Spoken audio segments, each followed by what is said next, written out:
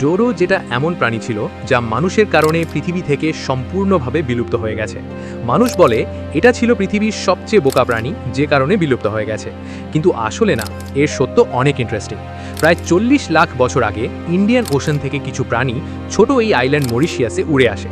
এই জায়গাটা তাদের জন্য জান্নাত ছিল, কারণ এখানে তাদের শিকার করার মতো কোনো শিকারই ছিল না, আর ছিল অফুরন্ত খাবার। যে কারণে এই প্রাণীগুলো এখানেই তাদের ঘর বানিয়ে ফেলে।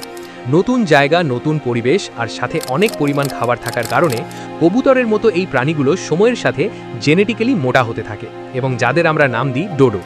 একটা সময় আসে যখন তারা বেশি মোটা হওয়ার কারণে আর উড়তে পারছিল না। ডোডোর এই ছোট্ট জান্নাতে কোনো শিকারী না থাকায় তারা কখনো ভাবতে পারেনি তাদের কেউ শিকার করতে পারে ও তাদের কোনো প্রাণী থেকে বেঁচে থাকা উচিত। সাল 1638 এই সময়ে এখানে আসে মানুষ, এবং তারা সাথে করে নিয়ে আসে কুকুর ও ইঁদুর।